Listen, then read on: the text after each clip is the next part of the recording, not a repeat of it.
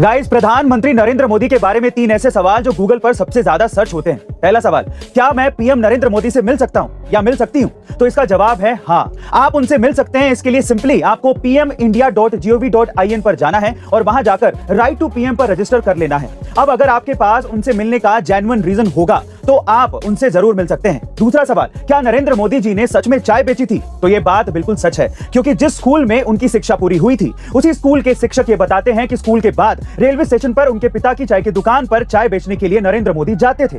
तीसरा सवाल, क्या 25 साल पहले पीएम नरेंद्र मोदी अमेरिका गए थे? तो इसका जवाब है हाँ, नरेंद्र मोदी जी को साल 1993 में स्वामी विवेकानंद जी के शिकागो सम्मेलन की शताब्दी के अवसर पर भाषण देने के लिए अमेरिका बुलाया गया था। गाइस, अक्सर आपने हॉस्पिटल, ट्रेन, होटल्स और अन्य पब्लिक प्लेसेस पर नो स्मोकिंग का बोर्ड तो देखा होगा, लेकिन असल में साल 2000 से पहले तक ऐसा कुछ भी नहीं था।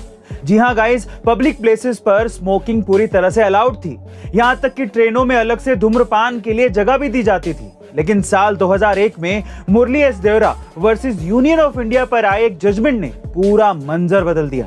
दरअसल मुरली एस देवरा ने यूनियन ऑफ इंडिया को चैलेंज करते हुए राइट टू लाइफ और पर्सनल लिबर्टी के अंडर ये सवाल उठाए कि क्या पब्लिक प्लेसेस पर स्मोकिंग करना सही है, क्योंकि इससे नॉन स्मोकर्स के हेल्थ पर बुरा असर पड़ता है और अन्य कई बीमारियों का सामना भी करना पड़ता है। और तब फाइनली कोर्ट ने इस मामले में अपना फैसला सुनाते हुए पब्लिक प्लेसेस पर धूम्रपान वर्जित कर दिया।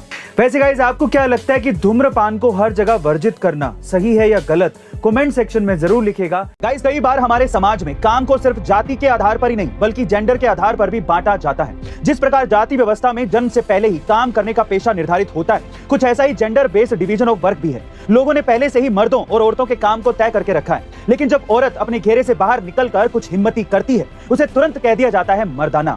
फिर चाहे उसका खुल के हंसने को मर्दाना हंसी बोल दिया जाए या फिर तन के चलने को मर्दाना चाल।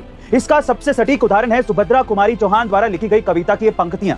खूब लड़ी मर्दानी, वो तो झांसी वाली रानी थी, जहां रानी लक्ष्मीबाई के हिम्मत और पराक्रम को मर्दों की सी ताकत बता दी गई। और एक बार फिर न जाने कितने मर्दों को धूल चटाने वाली एक वीरांगना की ताकत पर भारी पड़ गई मर्दों की ताकत वाली ये उपमा। गाइस, आज ओलंपिक से लेकर कॉमनवेल्थ गेम्स तक में लड़कियां वेट लिफ्टिंग और मुक्केबाजी में भर भर के देश के लिए सोना लाई। तो अब बस यही है कि कोई उनकी मेहनत, जुनून, ताकत और प्रतिभा को ये ना कह दे कि वो मर्दाना है। आपका इसके बारे में क्या ख्याल है? कमेंट सेक्शन में जरूर लिखेगा। गाइस, आजकल हम एक बात बहुत ज्यादा सुनते हैं, आपदा को अवसर में बदलिए। शायद हमने स्वीकार कर लिया है कि आपदाओं से सीखने की बजाय इन आपदाओं से अपने मतलब या फायदे की चीजें निकाल लें। और इस बात को कुछ कंपनियों ने गंभीरता से ले लिया है।